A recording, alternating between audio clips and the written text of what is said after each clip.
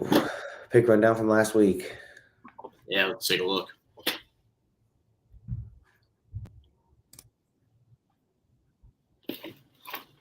Yep. Who do we have last week? I mean, I can tell you off the top of my head, but let's take a look at that pick rundown.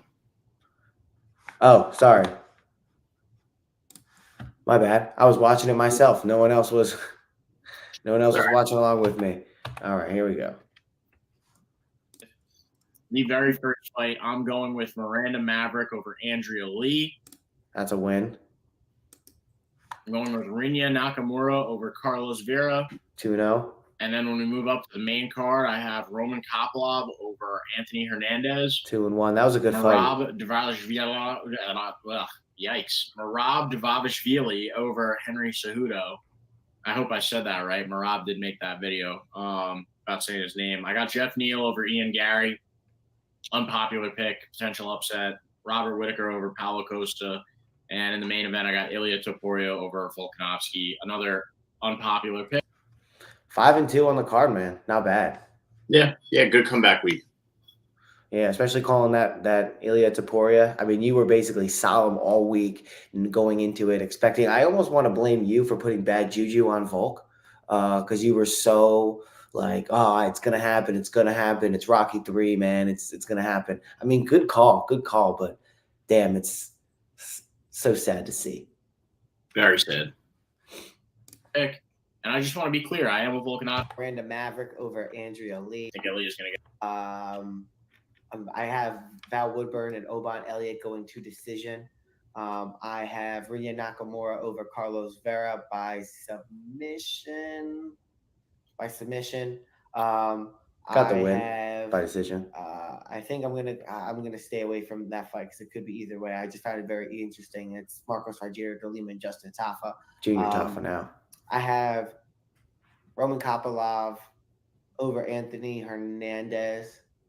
Yeah, Roman Kopylov over Anthony Hernandez. Merab Dvalishvili over Henry Cejudo. Still gotta go with Ian Gary over Jeff Neal, although I would love to be wrong on that. Rob Whitaker taking on Paulo Costa. I got Bobby Knuckles on that, and I think the champ retains. Volkanovski, 145-pound goat. Finish it. I don't know. I think he wins a decision over Ilya. Yeah, it's going to be a war. I think it's going to be 6-2. So, good week. Unfortunate. Damn, if Volk could have been 7-1. I mean, that would have hurt your record a little bit, but I think you would have been happy to take that hurt to your record just to move on with Volk continuing his championship run there. Yeah, absolutely. But it kind of feels like his era might be over at this point. You know, you can't entirely count the guy out. Like, you know, two guys that just lost their belts. I think him and Strickland, like, you really can't count them out just yet. So I see a lot of people saying that Volkanovski's like going to go on this Tony Ferguson arc. If I was like in charge of his career, or, you know, in some sort of like a lot of time off, UFC manager. Yeah, take a year off, maybe like an 8-month minimum. Go grapple for a bit, hang out with Craig Jones, do the press tour, or be low key for a little bit, and then come back for a money fight. And if you're really successful in that fight, then consider a rematch with Ilya at that point. But you know, maybe run it back a fourth time with Max. Like, I don't know if people want to see that again, but that's the first one that comes to mind for money. Max is fighting. Who's Max fighting? They just got it announced. He's fighting at 55. Is he fighting Aljo? No. Max is fighting Justin Gaethje. That's what I thought it was. If he goes out and he beats Justin Gaethje, Max Volk gets interesting. And honestly, with that one fight, like, does anyone want to see Max versus Volk again then? Or is Max on to be doing things in the lightweight division? Yeah, I don't know why that slipped my mind that Max Holloway is fighting Justin Gaethje at 300 for the BMF title. But yeah, it is interesting. If Max Holloway wins, he does enter title talks at 155, and then you have a potential rematch between Volk and Max at 155. That could be cool. But yeah, I mean this does have a lot of implications. But I think that Justin Gaethje is going to beat the brakes off of Max Holloway. No spoilers for that episode. I don't But know, man. Did you see Justin Gaethje just shut down? Like, I mean, I think he's having a real bad go of it, like in terms of like CTE potential issues. You know, I mean, we've always kind of thought that like Justin Gaethje was just a little bit like out there, and then there's a couple times in that UFC 300 press conference on Friday that it just seemed like he just like kind of, you know, whether he was preoccupied, not all there. I mean, he's not dealing with a weight cut, so like you would think he would have his wits about him, you know, be at his most cerebral. You know, and then listen, Max. Last time we saw Max at 55 was on short notice. He looked bloated. Now he'll have a chance to diet and train and get up to 55. We know boxing was something that he was always great at. Yes, he had a chin, but I mean, listen, Gaethje is knocking people out, but he's also not knocked out people that we thought he was going to knock out before too. So that power is not always there. Max is a taller opponent.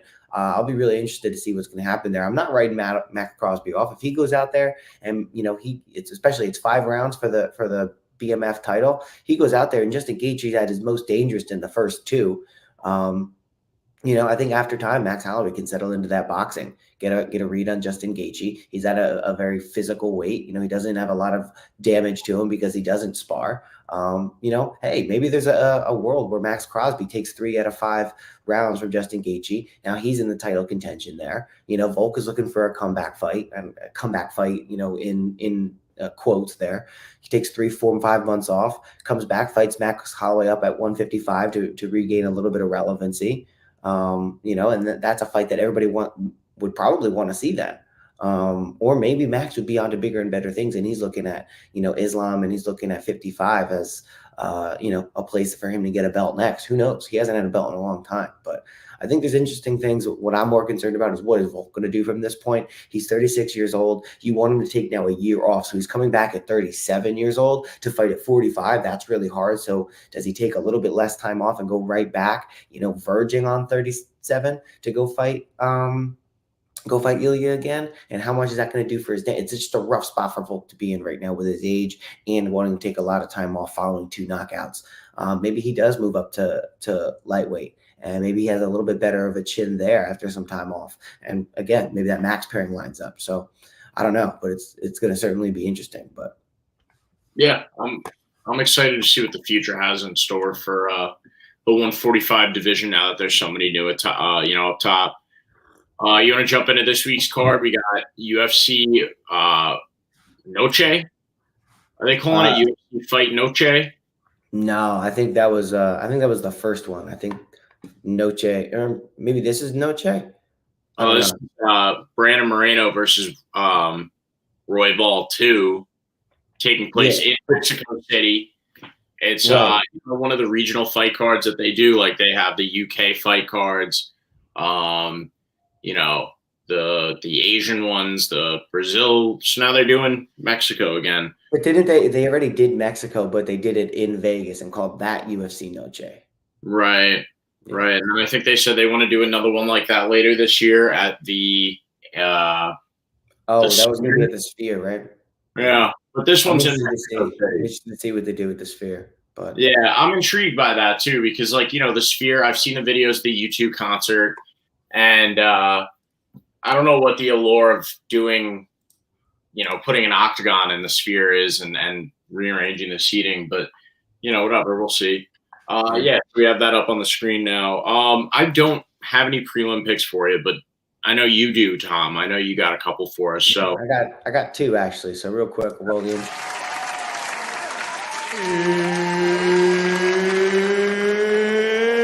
It's time! And then right into our prelim notables.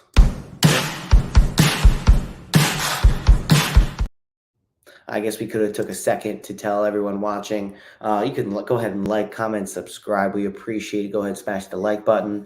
Subscribe to the channel. Helps us, you know, keep doing this, and obviously makes us feel good. So appreciate that. And again, you know, we're sitting here chilling, talking about the fights. If you got anything that you want to say, anything you want to hear about, any feedback in terms of our picks or the show in general, drop a comment. We'd love to hear from you. With that being said, it's time for the prelim notables. And the one that I wanted to talk a little bit about was our man, Faraz Ziam, friend of the program. Not really, never really talked to him in person. However, For the last few fights that he's had, I liked his connection with Killcliff. I like, some of these French fighters, typically you wouldn't think France would be a hub for the UFC and in a fighting, sport hub. But however, we got a couple of guys coming out of France. Benoit Saint Denis is one of them. Faraz Siam, kind of reminds me of Faraz Sahabi a little bit. I think that's probably just the Faraz name here, but 14-4 coming into the fight, -225 favorite over Claudio Puelles. Claudio Puelles, last time in, we saw him get knocked out with that body kick to Dan Hooker a year and a half ago. Before that, a couple wins over Clay Guida by knee bar, which, listen, Clay Guida getting up there in age, but if you're able to grapple with him, he is absolutely a Tasmanian devil, so a ball of energy. So if you can get him down and submit him via knee bar, that's nothing to turn your nose up at. But Chris Ghostmacker, another knee bar, Jordan Levitt, and Marcus Mariano.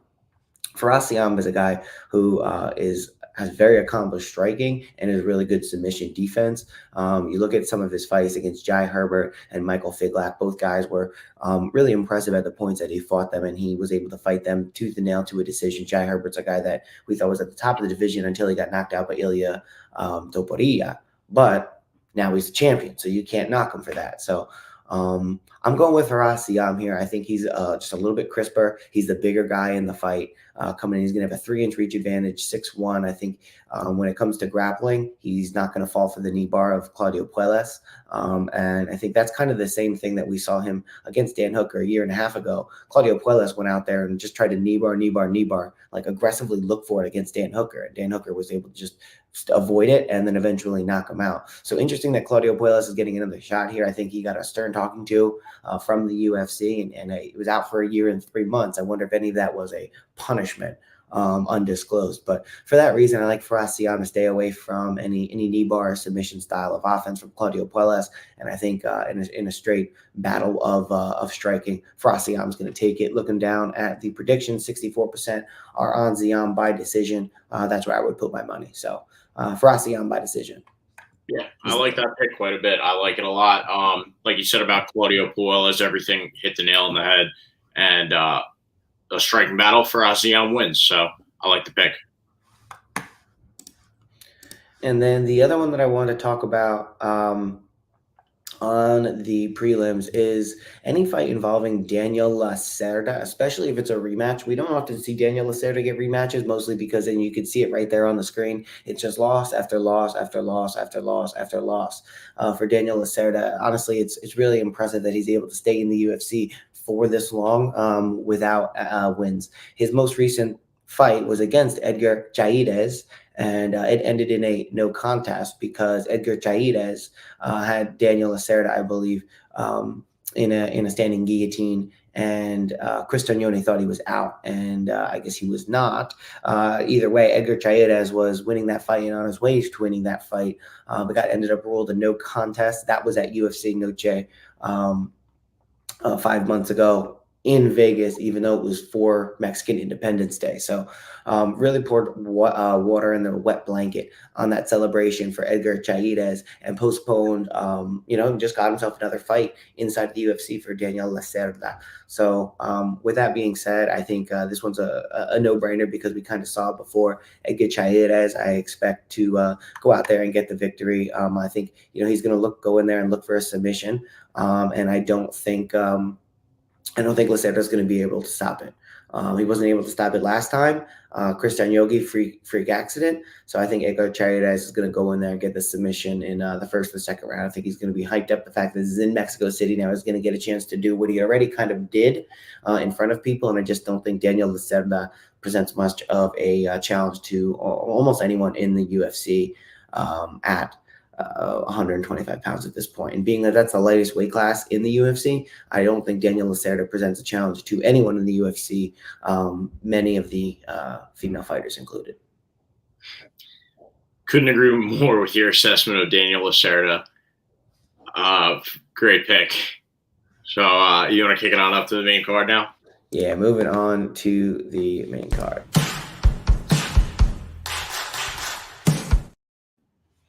Starting off with Manuel Torres taking on Chris the Problem Duncan, 155-pound lightweight. What do you call it? Main card opener? Yeah, main card opener. What do you think, Keith? I like Manuel Torres here a lot. I like his striking. I mean, don't get me wrong; these are two guys with very similar records. Only 2 losses for Manuel, 1 loss for Chris Duncan. Both guys very talented. Chris Duncan has quite a chin on him. Manuel Torres has great striking. So it's going to be quite a battle. You're going to see a lot of stuff flying off of Chris Duncan's chin, and Manuel Torres just firing right back. But I think ultimately Manuel Torres is going to either land more strikes or put Chris Duncan out eventually.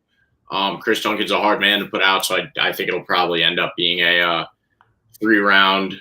Well, yeah, I think it's probably going to go maybe 2 rounds before Manuel Torres puts Chris Duncan out. So I'm going to go with Manuel Torres by TKO, probably round 2. But wouldn't be surprised if Chris Duncan was able to outlast us for a 3-round decision and just, Manuel Torres just thinking shots off of Chris Duncan. What do you think, Tom? Yeah, my concern here is really who's going to be the referee for this fight, and how familiar are they going to be with Chris Duncan's game. He's got the ability to go in there and just get beat up for a long period of time and then, end up in an exchange, a scramble, ends up on the ground and ends up choking out his opponent and getting the victory, or grinding out a decision because of top control time and damage landed from the ground.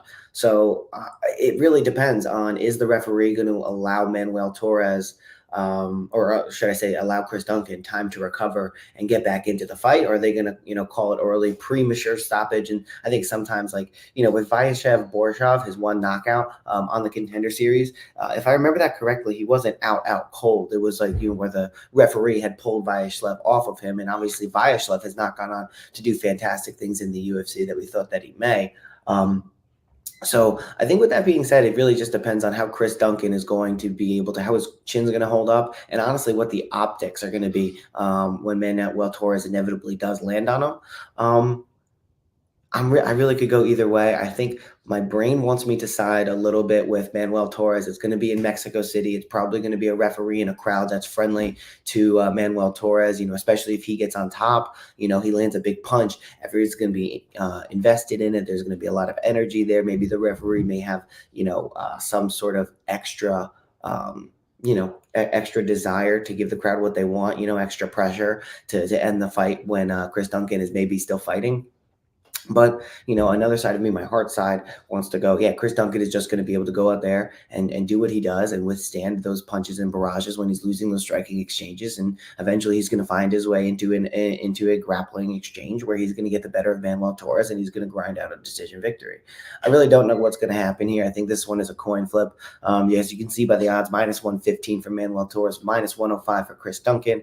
I think Manuel Torres probably gets a little bit of a hometown sway. Like in football where the home team gets -3 points just off the bat. I'm going to go with Chris Duncan. Hopefully I'm not jinxing him here. His 1 loss was a little bit premature. He's had a little bit of time to learn from that. He's 30 years old. Hopefully the chin withstands it for at least another few fights here. He's been through a lot in his career, getting to the UFC and, kind of a little bit later. But Chris Duncan, there's a lot of talk about him entering his prime here. So I'm going to go with Chris Duncan finding a way like he does. Okay, interesting. I guess it's good. We're starting off by disagreeing on the main card. See how the rest of this one plays out. Next up, we got Yazmin Jauregui versus Sam Hughes. Yazmin coming off of a loss, but she will have the hometown advantage there in Mexico. She's from Tijuana, fun town. Sam Hughes hasn't really given us much to work with in the UFC, really. She's lost to some middle out, competition. She's 8-5 as a professional in mixed martial arts. And Yazmin Jauregui, she's coming off of a TKO loss, but, she's given herself 7 months to recover from that. And it was, she got caught. So I'm going to go with Yazmin Jauregui to get it done in front of the home crowd. Probably by a decision. She's got decision striking. She's got decision grappling.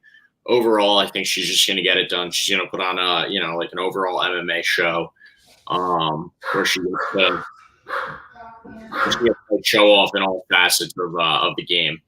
kind of mix up the different disciplines. So I'm going with Yazmin Jauregui to get it done in front of the home crowd this week. What do you think, Tom?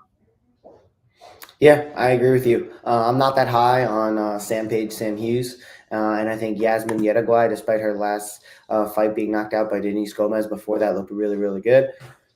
A lot of fight experience. I think this I remember her first fight in the UFC a year and a half ago. Yazmin Lucindo was a back and forth battle that came out on the better side of. But I remember that was being a back and forth battle and watching that go. Wow, look at these two women go at it. This is a real clash of two women who are very skilled at striking. So because of that, I'm going with Yazmin Jauregui. I think she's 24 years old. Gonna have a bad performance here and there. Gonna get caught. I think that's more of a wake up call for her. Fighting in Mexico City, I think, is going to be great. So I'm going with Yazmin Jauregui to get this one done. Heavy favorite, -470. Yeah, heavy favorite for a reason, in my opinion. So now we start getting into the meat and potatoes of this card. We got Raul Rosas Jr. versus Ricky Turcios, and unpopular opinion, unpopular pick. I am going to go with Ricky Turcios here. I think it's about time that the Raul Rosas hype train is derailed. He did have a loss 2 fights ago to Christian Rodriguez. That was a decision loss. I think it's going to be like Ricky Turcios is scrappy. He's very wiry. He's weird. He's awkward. Not to say that Raul Rosas isn't too. He's also very weird and awkward. But Ricky is in a way that he's slippery, I guess you could say. So when Raul Rosas gets his hands on him, I feel like Ricky is going to find ways to get out of there and escape a lot of the chokes that Raul Rosas is going to go for. He's got weird, wiry, snappy striking. He's a weird character, Ricky Turcios. Both of these guys are. Raul Rosas is a human muppet. But I'm going to go with Ricky Turcios. It's just, I feel like this is the year that a lot of these hype trains get derailed. I went with Jeff Neal last week. Magny against Mike Malott, I think. So going with a lot of these hype train derailments. And I'm going to take Ricky Turcios to derail the Raul Rosas hype train this week just because of how slippery and wiry and weird he is. What do you think, Tom? Yeah, I don't like this line at all. -260 +210 for Ricky Turcios. I feel like this is a lot closer to a pick'em because they have both a very similar style of fighting, which I guess is almost a dig on Ricky Turcios being 30 years old. He hasn't had some of the best, some of the best performances, especially coming off of the Ultimate Fighter, and where there was a decent amount of hype behind him. But then he came out, and then he just had this back and forth battle in which he lost. I remember Brady Highstand was a good fight, but then he fought Ayman Zahabi, and he just kind of never did anything. Ended up losing, and then he had a very weird fight where he got a split decision win over Kevin Natividad. Displayed a lot of mistakes. Just a very I don't know how to best describe him, like almost like a loose fighter where he's just kind of all over the place. It's not like a very technical matchup when you get Ricky Turcios in the octagon. So. But then you kind of also say the same thing about Raul Rosas Jr. But you look at him and he's 19 years old and you go, okay, sure, that's why. The kid has good base technique, but he is just a little bit crazy in there. I think he gets a lot of energy and a lot of adrenaline dump to start the fight. And I think, he's just running on this high of being in the UFC at 19 years old, which is absolutely, kind of unprecedented. But, we're going to talk about a guy up next in Francisco Prado, who's 21 years old and has been in the UFC for a year and a half. So, 19 is crazy. And, being in the UFC now for, over a year or so. He's been in since he was 18 or 17. That's crazy. That's truly talking about growing up in the UFC. But at 19 years old, we've seen 19, 20, 21-year-olds and up. So Raul Rosas is going to have to come into his own soon, but I think both of these guys are really wild when they get in there, and we haven't seen fantastic gas tanks on either one of these gentlemen either. So I think Raul Rosas being a little bit younger is going to actually give him an advantage when it comes to the gas tank. I think Raul Rosas maybe has slightly better technique, but he's got far less experience, so that makes it a risk in taking him, especially as it gets later in the fight. I don't think either one of these guys are going to find a submission. I think it's going to be who is going to get the better of those initial exchanges. I think you could see Ricky Turcios potentially expecting Raul Rosas to come out wild and come out a little bit more conservative, in which case that could lead up his his angle. He's a little bit more conservative in the first round. He's preventing some of those takedowns, and then so he wins that round by proxy there. And then you got a little bit more tired Raul Rosas in the second and the third, in which case maybe he wins a 30-27. So I could really see this going any way. But I'm going to just go ever so slightly on the favorite, Raul Rosas Jr. I wouldn't take him at -260 because I'm not -260 confident. I'm like -140 confident in Raul Rosas. I think he has a slight edge because of his youth, but that could also be his weakness in this fight as well. So Ricky Turcios hasn't shown a lot of great things lately either. I think he's pretty loose with his technique, and Raul Rosas could potentially capitalize on that. Also at 19, Raul's probably going to improve faster than Ricky Turcios. So that being the tiebreaker, I'm going Raul Rosas.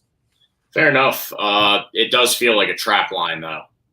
It does. I mean, it -260 to +210 for guys who have a very similar 5-on-ins, have a very similar style. And despite Ricky Turcios being 30 years old, they both display very similar fight IQ at the same time. They're their own kind of enigmas, even though they're the same. To call them an enigma, but the same type of enigma is odd, but it is what it is. And I think Ricky being 10, 11 years older, doesn't play to his advantage in this case. Fair. What do you think of the next one? Yeah, so the next one, Daniel Zellhuber and Francisco Prado. We're talking about guys who are young, kind of coming up in the UFC. Francisco Prado, you look at him, he's 21 years and 8 months old. 1 year ago, he's fighting Jamie Malarkey, I believe on short notice, to a decision. Which you want to talk about welcome to the UFC at 20 years old, 20 and a half years old. I mean, that's a pretty good one right there. I like Francisco Prado for coming into the UFC and putting on a good display like that. But I also like Daniel Zellhuber a lot too. Daniel Zellhuber 4-1 over his last 5. The only loss coming a year and a half ago to Trey Ogden, which he fought to a decision. That was a good fight. He fought Lando Venata to a decision and submitted Chris Yagos 5 months ago via anaconda choke. At 24 years old, I feel like we're seeing Daniel Zellhuber improve inside of the UFC with each fight that he gets, not making the same mistakes over and over again. And I don't know that we can say that about Francisco Prado, not because he's done anything wrong, but just because, one, he's 3 years younger than a 24-year-old fighter, and two, we haven't seen him fight in the UFC all of that much. Again, he came in, fought Jamie Malarkey to unanimous decision, in which all things considered, I thought was a win for him. And then he knocked out Ottoman Azatar. So he comes in and, obviously improving. At 21 years old, he's going to improve fast. But I just think Daniel Zellhuber, having a little bit more experience, he's going to be a little bit taller and have a little bit longer reach here. He's also at Extreme Couture, so he's probably got a little bit better of the fighting, or should I say counterparts, your sparring partners is what the word I was looking for. I don't know why I couldn't pull that out. But that being said, I think, again, being in Mexico, being the home fighter, I'm going to have to give slight advantage to Golden Boy Daniel Zellhuber to get this one done. Again, -260 feels pretty steep for two relatively young fighters that are early in their UFC career, fighting career in general. But I mean, for 21 years old to have 13 professional fights under your belt, I mean, it makes 15 professional fights at the age of 24, which is no small feat in of itself. It kind of dwarfs that a little bit, but I'm still going to go with Daniel Zellhuber. Has a couple more UFC fights, a couple more UFC wins, a little bit older in age. I think this is going to play to his advantage here. We'll go with Daniel Zellhuber to get this one done. I think via scrappy decision. I agree with that. I definitely agree. It's going to be a scrappy decision. That's why I'm like sort of torn on who's going to come out on top. But I do ultimately agree that Daniel Zellhuber is going to come out, probably on top because of the hometown advantage. I wonder if that's why these guys are as steep of favorites as they are, is because of the hometown advantage. I can't really see any other reason. I feel like these are way closer fights than a lot of people are giving them credit to be, especially Vegas. But I agree with you on the Daniel Zellhuber pick. I think it's going to be a tough fight. It's going to be one for this is on the main card for a reason. It's why it's slotted in there. It's going to be a good fight. But yeah, I'm going with Daniel Zellhuber. I like the pick. Next up, we got Yair Rodriguez versus Brian Ortega. Technically the second fight. between the two men. Brian Ortega lost the last time around. Shoulder popped out, right? But Yair Rodriguez was winning the fight up until that point, if I remember correctly. And I think he's going to do the same against Brian Ortega again this time around. This is Yair Rodriguez's first fight back since losing to Volk 7 months ago. It feels a lot longer than that just because of the tear that Volk went on after that, you know, and like the amount of fights that he was in, right? Well, actually, I think right after that he fought Islam or between, you know, just feels like a long time ago. It was right after he fought Islam to what we thought was a victory, where he's you know, beating the shit out of Islam to finish the fight. Like that's when Volk was, I think, at his peak. Even though he took that L there officially, everyone was like, "Damn, this guy's the truth. He's been beating the shit out of the 45-pound division." And then he comes in, fights Islam, and in the 5th round is over top of him. This guy's the truth. Yeah. And then the way that he beat Yair with the hook, and then he scooped him and dumped him, and he just made it look easy. He's just like, I'm above this. You're a child's play to me. It feels so long ago. It's so crazy. How the mighty have fallen. Yeah, and then, you know, I mean, feels even longer ago is Brian Ortega's fight against Volkanovski. Remember that? The 3 submission attempts that Volk slipped out of in round 3, and, you know, that was premiere of bald Volk as well. Yeah, that's when he was like, that was when that meteoric rise, I feel like really took off. He fought Max, he got the victory. First was controversial, the second was, you know, solid, and the third everyone was tired. Like, okay, so you're better than Max, but like, let's see your fight style somewhere else. Maybe you just match up well with Max, right? And then he beat Brian Ortega, and you're like, oh, hold a minute. He's getting out of submissions now. So he beat the best boxer. Now he's getting out of submissions. Holy shit, this guy's the truth. Yeah, and the way that he beat him on the feet, too. I mean, it's funny to hear us lament over Volkanovski's title reign now that, like, 2 of his former contenders are scrapping for what might be a #1 contender spot. Because, you know, these guys are up towards the top of the division. Who else could it be at this point? Even though Ilya Topuria says he's not going to give any of these guys a shot because of the way that Volk beat them all. Do any of them stand a chance against Ilya? We'll find out. We'll see how they fare against each other first this weekend. But I'm going to go with Yair Rodriguez. Yair Rodriguez's kickboxing is insane. While he really didn't show it off against Volk, his you know, he's got great use of his legs, and not only on the feet, but also off of his back and his full guard. He's got a nice triangle choke. He's got good submission defense. I think the majority of this 3-round fight is going to take place on the feet, though, and you know, you're going to see Yair Rodriguez kickbox Brian Ortega to maybe TKO him, but most likely I think it's going to be a decision victory. You might see some moments on the ground, a little bit of jiu-jitsu being implemented on either side, but I think it's going to be a 3-round decision with Yair Rodriguez coming out on top, getting the better of Brian Ortega in a lot of the striking exchanges and slipping out of whatever sort of chokes Brian Ortega throws up himself if it does go to the ground. Brian Ortega's striking has always been somewhat lackluster. You know, there's that famous moment when Max Holloway's teaching him how to block the 1-2 in their fight, and the way that Volk pieced him up. It does have to go to the ground, I think, for Brian Ortega to come out on top on this one, and I don't think it's going to spend much time down there. So I'm going to go with Yair here. What do you think, Tom? Yeah, I mean, I'm going with Yair. I think he beats him in, I wouldn't say both areas, but Yair definitely goes to the ground and presents, you know, not just a prime opportunity to win the fight for Brian Ortega. I think both of them are very adept on the ground and probably cancel each other out. I think that would actually be a pretty interesting grappling exchange.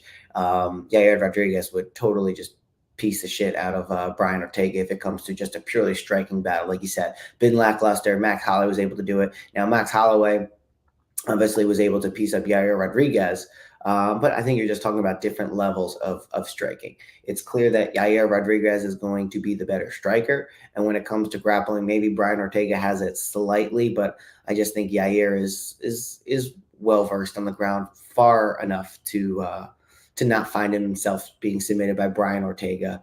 I'm going with Yair Rodriguez all the way. I think the striking is going to prevail. I think, you know, when Brian Ortega is going to come in there with just a one-track mindset against the guy who is equally or maybe not just as equal, but one ring below in the BJJ world. I just don't see Brian Ortega having enough in the arsenal at, even though he is 33 years old. I thought I was going to look down and see 36 or 37. He's 33 years old, but the guy never fights. I don't know if that's positive or negative. We've just seen a lot of these guys who come in recently with a very strong proclivity to BJJ as a main background martial art just not have success. I mean, you're talking about who was it this past week who had fought where they were just basically going after leg locks and knee bars and accepting back positions, accepting being on their back, should I say. It doesn't work. I think he was actually even trained by now that name's escaping me too.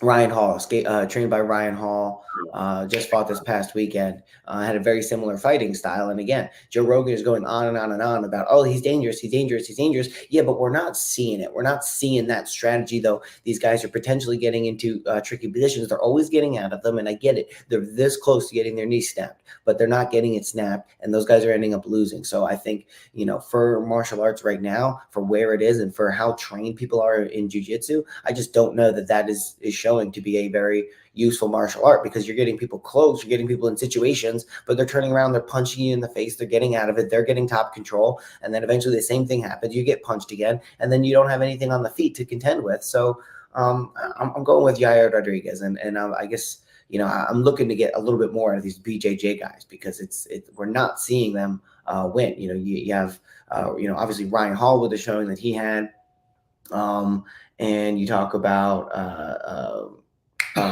Gracie. Which one was that? We saw him live in the Prudential Center.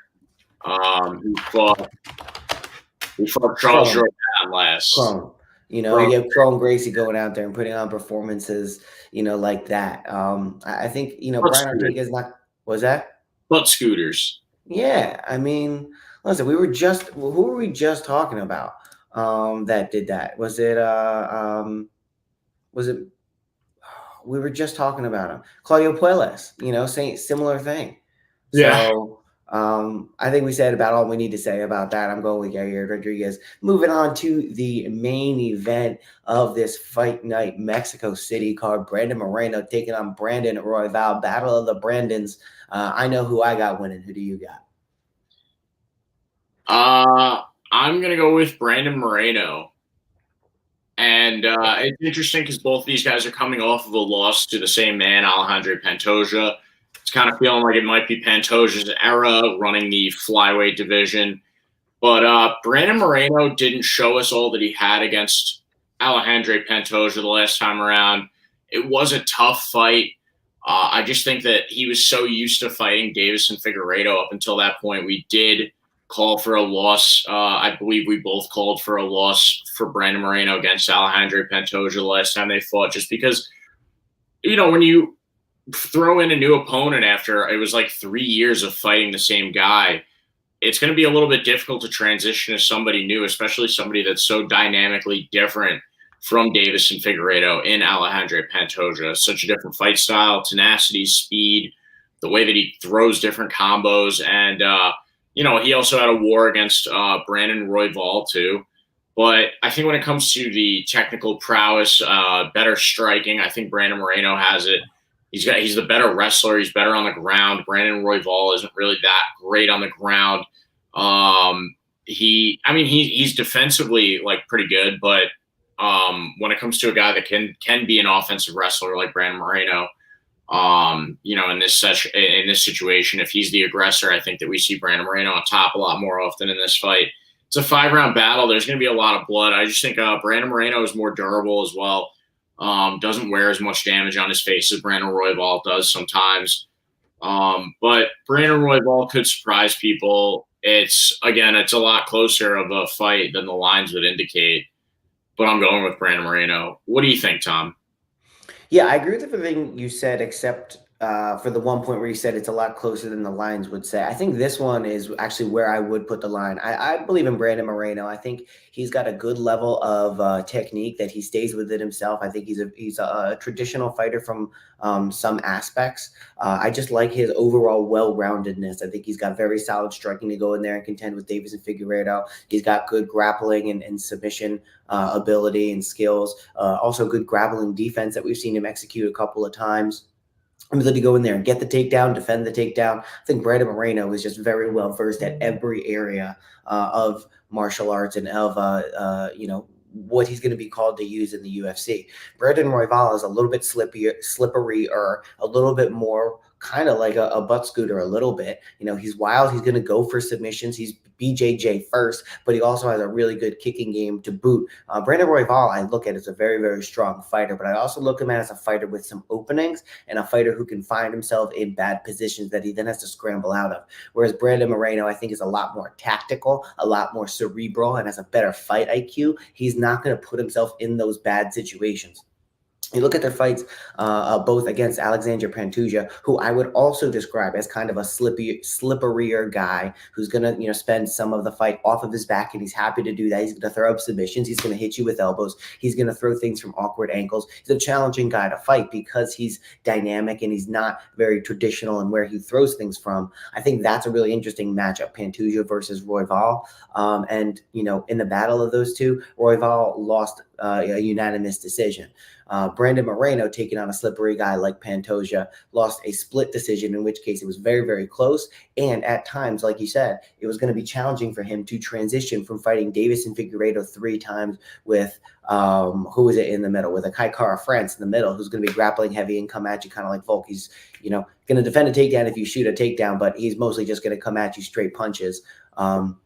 And some low leg kicks. So Brandon Moreno, I don't think that was too much of a challenge for him. Someone totally different like Pantoja is going to be totally different. And obviously he's going to take a little bit of gearing up to do that. But, fought a close decision there. I expect him to fight be back to form here. 7 losses is a lot for Brandon Moreno. But at the end of the day, he's got those 21 wins, a lot of UFC experience, only 30 years old. He's good at, taking damage and not necessarily wearing it. He stays within himself. He doesn't take unnecessary risks. So I think for all of those reasons, I think he's a lot more conservative fighter, cerebral fighter. I think he's more well-rounded, and I don't think he's going to find himself in any too bad of situations where he's nearing a tap from Brandon Royval. And I think when it comes to the feet, I think you're going to see Brandon Royval gas a little bit more. I think he's going to throw a lot more spinning stuff. He's going to try and throw more head kicks. He's going to try and feint a lot. He's going to be moving a lot, and he's going to be just excited that he's in there with Brandon Moreno to try and get it done again. This is a rematch.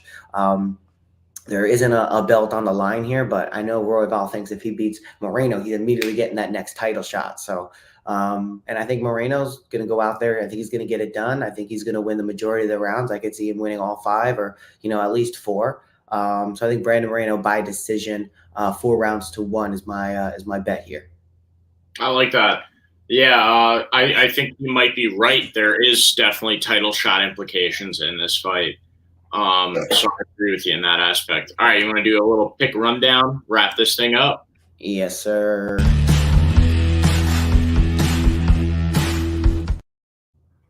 All right, I'm just ripping the main card this week. I got Manuel Torres over Chris Duncan. I like that either as a late TKO or as a decision victory for Manuel Torres. And I got Yazmin Jauregui over Sam Hughes. I got Ricky Turcios over Raul Rosas Jr. I know that's an unpopular one, but I think the hype train is going to get derailed this week. Daniel Zellhuber over Francisco Prado. Yair Rodriguez over Brian Ortega. And Brandon Moreno over Brandon Royval. What do you got, Tom? I am going with Ferraciam over Claudio Puelles. I'm going with Edgar Jairez over Daniel Lacerda. And I am going, that is my main card locks or prelim notables.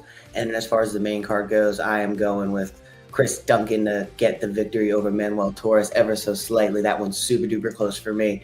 I am going with Yazmin Jauregui to get the job done over Sam Hughes by finish. I think you can bet on that one. Raul Rosas and Ricky Turcios, another tricky one. I'm going to give it to Raul Rosas for youth. Daniel Zellhuber, Francisco Prado. I'm going with Daniel Zellhuber. Yair Rodriguez and Brian Ortega. You know I'm taking Yair. And in the main event, I'm going with Brandon Moreno to get the job done and then catapult himself back into championship conversations. There you go. Music licensing. All right. Just want to remind everybody, please like, comment, and subscribe. If you've been here with us and you didn't jump in the chat, jump in the chat next time. We love talking with you guys. Leave us a comment. Let us know what you think of our picks. You could also check us out on Spotify. You can watch it over there, listen over there. Please subscribe over there. Leave us a rate. It goes a long way. And what else am I missing, Tom? Am I missing anything? No, follow us on X, and remember to tune in. We change it up. Usually it's on Sunday. Sometimes life gets in the way. We have to do a Monday or Tuesday episode. So make sure you follow us on Twitter.